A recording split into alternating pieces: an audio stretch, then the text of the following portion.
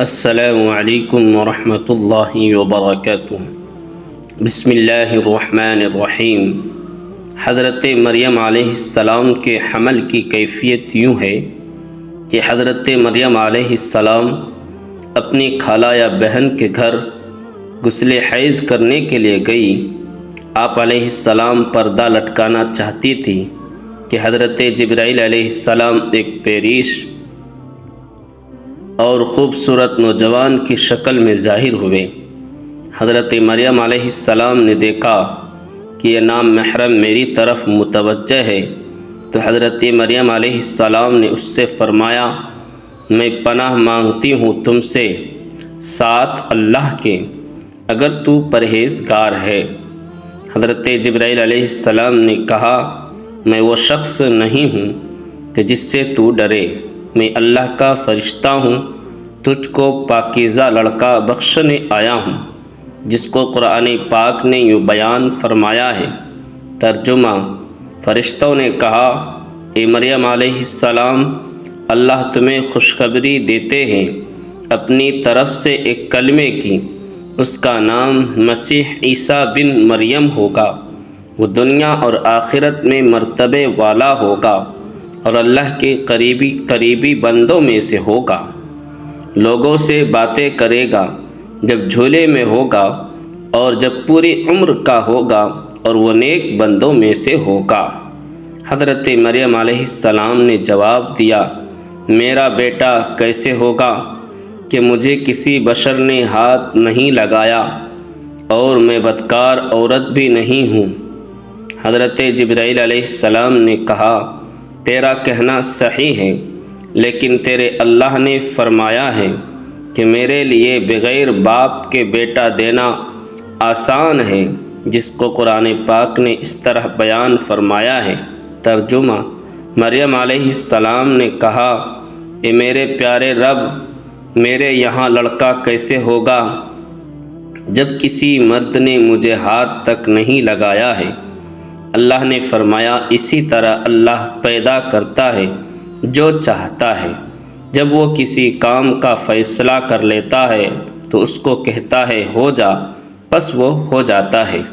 Be be مریم علیہ السلام کو اسی وقت اتنی بڑی بشارت دی گئی کہ وہ نبی ہوگا، بنی اسرائیل اور تورات و انجیل کا عالم ہوگا، اور وہ بڑے معجزوں والا ہوگا، جس قرآن پاک نے یوں بیان فرمایا ہے۔ ترجمہ: اور اللہ اس کو کتاب اور حکمت اور تورات اور انجیل سکھائے گا، اور وہ رسول ہوں گے بنی اسرائیل کی طرف۔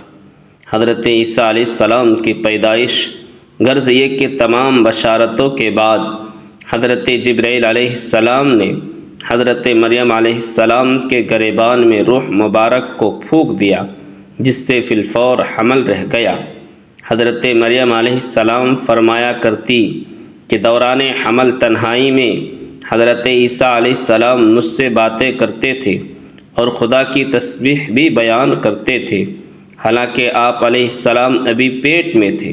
حضرت مریم علیہ السلام اور آپ کی خالہ صاحبہ جب آپس میں ملاقاتیں کرتی تھیں تو ایسا معلوم ہوتا تھا کہ خالہ کے پیٹ کا بچہ یعنی حضرت یحییٰ علیہ السلام بھانجی کے بچے یعنی حضرت عیسیٰ علیہ السلام کی طرف جھکتا ہے، یعنی سلام کرتا ہے۔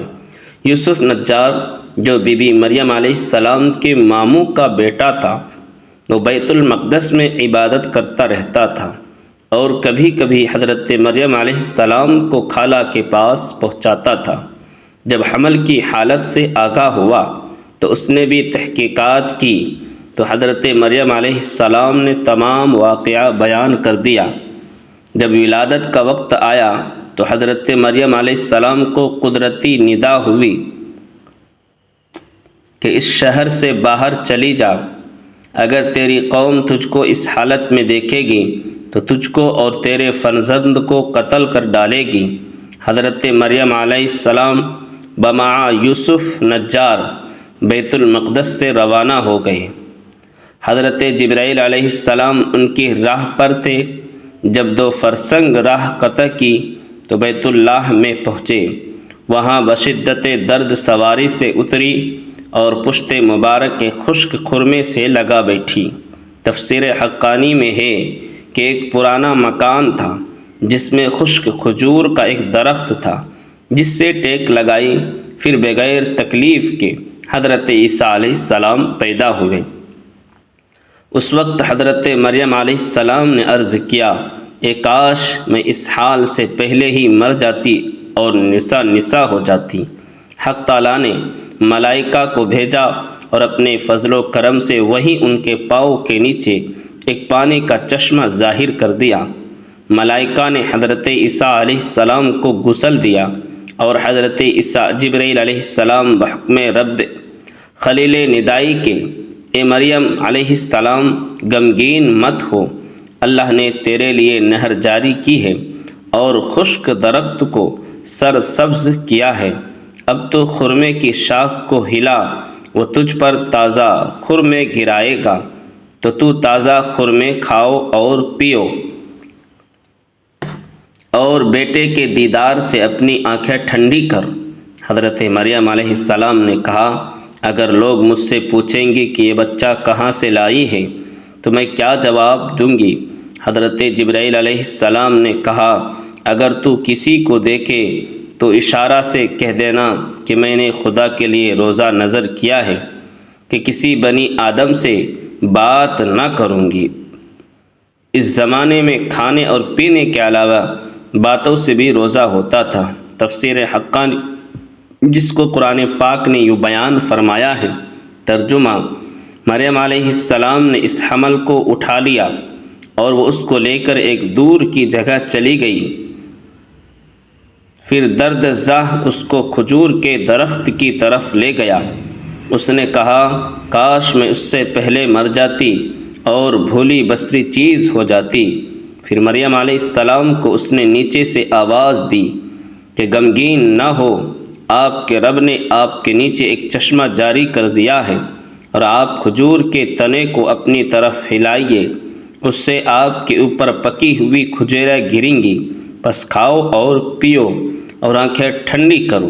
پھر اگر تم کو کوئی آدمی دیکھے تو اس سے کہہ دو کہ میں نے رحمان کا روزہ مان رکھا ہے، تو آج میں کسی انسان سے نہیں بولوں گی۔ حضرت ابن عباس رضی اللہ تعالیٰ عنہ فرماتے ہیں کہ حضرت مریم علیہ السلام رشتے کی بشارت سے بے غم ہو گئیں اور نفاس کی مدت ختم ہونے تک 40 روز وہیں رہیں، پھر اپنے گھر واپس آئی۔ ہر طرف کی بشارت بی بی مریم علیہ السلام کو فرشتے نے بتا دی تھی، اور سوال و جواب بھی بتا دیا تھا کہ تو بچے کی طرف اشارہ کر کے کہہ دینا کہ اس بچے سے پوچھ لو۔ بنی اسرائیل نے یہ صورتحال دیکھ کر بڑے غصے سے کہا، یہ کیا برا کام تو نے کیا ہے، اے ہارون کی بہن، یعنی تو حضرت ہارون علیہ السلام کی طرح عبادت کرتی تھی اور تیری ماں بھی بدکار نہ تھی۔ حضرت مریم علیہ السلام نے حضرت عیسیٰ علیہ السلام کی طرف اشارہ کیا کہ اس سے پوچھ لو۔ پھر سب غصے ہو کر بولے کہ تو ہم سے تمسخر کرتی ہے کہ ہم چھوٹے بچے سے بات کریں۔ اتنے میں حضرت عیسیٰ علیہ السلام بول پڑے کہ میں بندہ خدا ہوں، اور خدا نے مجھے کتاب دی ہے اور مجھے نبی بنایا ہے۔ جب یہود نے یہ معجزہ دیکھا تو ان کی زبان بند ہو گئی۔ چنانچہ ارشاد ہے، ترجمہ: پھر اس کو گود میں لیے ہوئے اپنی قوم کے پاس آ گئی۔ لوگوں نے کہا، اے مریم، تو نے تو بڑا طوفان کھلا کر ڈالا ہے۔ اے ہارون کی بہن، نہ تمہارا باپ کوئی برا آدمی تھا اور نہ تمہاری ماں بدکار تھی۔ پھر مریم علیہ السلام نے اس بچے کی طرف اشارہ کیا۔ لوگوں نے کہا کہ ہم اس سے کیسے بات کریں جو کہ گود میں بچہ ہے؟ بچہ بولا، میں اللہ کا بندہ ہوں، اس نے مجھے کتاب دی اور مجھ کو نبی بنایا۔ معارف القرآن میں ہے کہ جس وقت خاندان کے لوگوں نے حضرت مریم علیہ السلام کو ملامت کرنا شروع کر دیا تو حضرت عیسیٰ علیہ السلام اس وقت دودھ پی رہے تھے۔ جب انہوں نے یہ سنا تو دودھ چھوڑ دیا اور اپنی بائیں کروٹ پر سہارا لے کر ان کی طرف متوجہ ہوئے اور انگشت شہادت سے اشارہ کرتے ہوئے کہا میں خدا کا بندہ ہوں۔